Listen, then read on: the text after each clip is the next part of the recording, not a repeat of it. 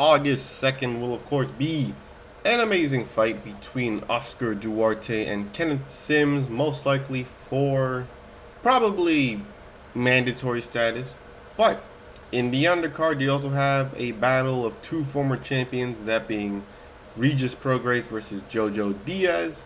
And overall, pretty good. I mean, to be honest, the co-main event is a battle of the washed and even more washed.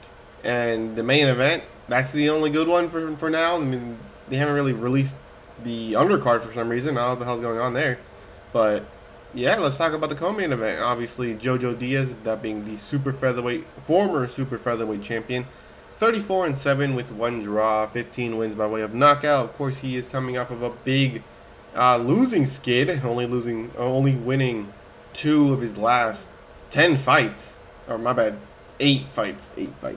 But you could technically make he lost one time by stoppage, right? But you could make an argument that he should only have 4 losses. Now, even then, that's still a lot, but you could give him the benefit of the doubt, saying that he beat Mercedo Gesta, that he beat Jesus Campos, and that he beat Abraham Montoya, right? Because they're all split decisions, obviously. He had to have done something good to get a split decision. But besides that, his other losses, which are not so close, was, of course, his Devin Haney loss, the William Zepeda loss, his Gary Russell Jr. loss, and of course the one where he got stopped in, that being against none other than Oscar Duarte. That's right, Duarte and Jojo Diaz have fought before. Weirdly enough, the other 2 people, Regis Prograis and Kenneth Sims, were both set to fight Oscar Duarte, but they had to pull out due to an injury. So all of them have some brief history with each other, right? But he is coming off of the unanimous decision win against the Jorge Luis Valencia Diaz, 6-4-1. Not the best win, not the best at all. And of course, the former 2-time super lightweight world champion, Rougarou, that being Regis Prograis, 29-3 with 24 wins by way of knockout. He has quite a bit of power. 2 of his 3 losses come recently, that being against Devin Haney for the WBC lightweight championship. Of course, he lost that. And Jack Catterall, which he fought for, I don't even know what they fought for, because Jack Catterall's been fighting for mandatory status for like goddamn, 5 years at this point? But the Catterall fight was close. Of course, he kind of fell apart in the second half. And the Devin Haney loss was not close at all. Another close one, that being the first loss, that being Josh Taylor for the unification fight. Now, like I said, this is technically a battle. Not even technically, they're both washed. Prograis coming off of 2 losses, and he's 36. He's not getting any younger. His feet aren't getting any faster. He's arguably has one of the flattest feet in the division. Obviously, no offense to him, I like the way he fights, but he moves around the ring like he has bricks attached to his shoes or something, right? But he has power, he has the experience, and it is in his weight division. Of course, Jojo Diaz is not a natural super lightweight. Matter of fact, I don't even think he's a natural lightweight, right? But Jojo Diaz, of course, is above his weight class, which is a bad thing, because at this weight class, Jojo Diaz does not throw a lot. He is very slow and active, and of course he has been stopped. Of course, he was seen as a dude with a pretty strong chin, of course, but he has been stopped. The only good thing about him is that he has some really good body shots. Throughout the career, even through all his losses, he has thrown quite a bit of, nice body shots. And of course, with Prograis being 36, you never know. Maybe his body ain't what it used to be, and he could get hurt to the body. But we'll have to pick which one most likely to happen, and that is Regis Prograis by decision, beating Jojo Diaz just by outworking him. You know, Jojo Diaz, of course, has lost a lot of his fights due to just not throwing enough. Simple as that. He lands good shots. He has good skills and everything, but he just doesn't throw a lot, and he gets outworked by his opponents. And of course, this being Prograis' weight class, it's probably gonna happen again. But anyways, yeah, give me Prograis by decision. Both of them have the championship level experience. The difference is Prograis is at super lightweight, so it's obviously his division, and he is a lot more active and he has a lot more power than Jojo Diaz, so he will most likely ultimately win a decision. Now, of course, the main event, that being Oscar Duarte and Kenneth Sims Jr., of course, they were set to fight during the Latino Night event in Riyadh. But of course, obviously, Sims got injured, so he had to pull out. But after that, he has not fought the best.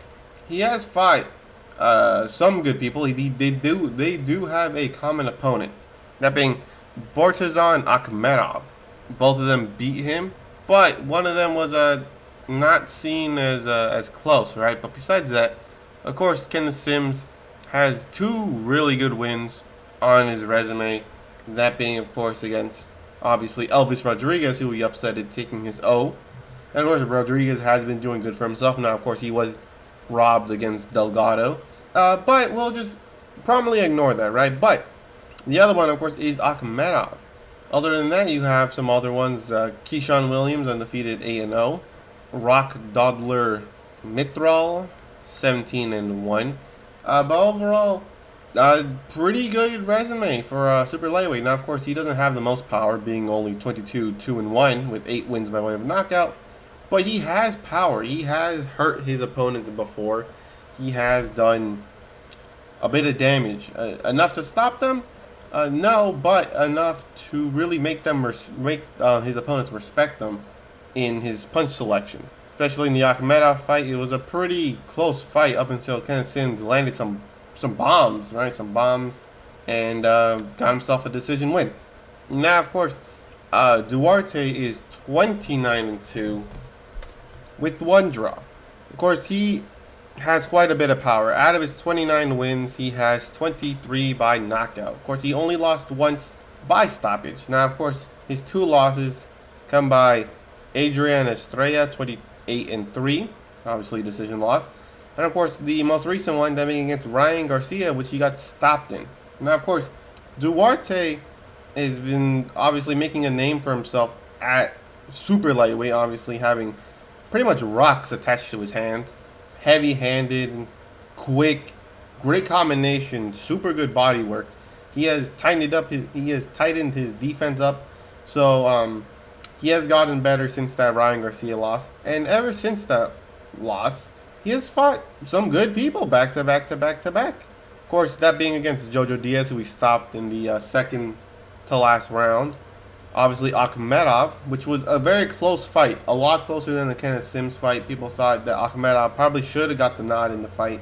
But, of course, he ended up winning by decision, obviously getting put to the limits. And, of course, the latest win, that being against Miguel Midueno, I do believe being the first one to stop him in the fight. Now, of course, the main problem is the Midueno fight was a late replacement, obviously, due to... Matter of fact, also, the Akhmedov fight was late replacement, obviously, due to Prograis and Kenneth Sims dropping out.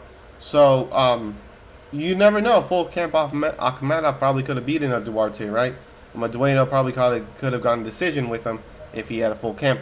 But at the end of the day, he beat them, and he beat them some more convincingly than the others, obviously. But the main problem is the fact that this could be a close fight. This could be easily a 50-50 fight. If it wasn't for the fact that Kenneth Sims heavily relies on the fact that he could take your punch. He showed it against the Rodriguez fight. He showed it against the Akhmedov fight. He brings you into a war. He forces you to fight more than you usually are accustomed to, obviously tiring yourself out, and then he starts landing his bombs. Oscar Duarte has some pretty heavy hands. Now, of course, like I said, Sims has already fought a power puncher in Akhmedov, so obviously we know he has a good, body, right? He could take punches to the head, to the body, and overall does really well in terms of absorbing it.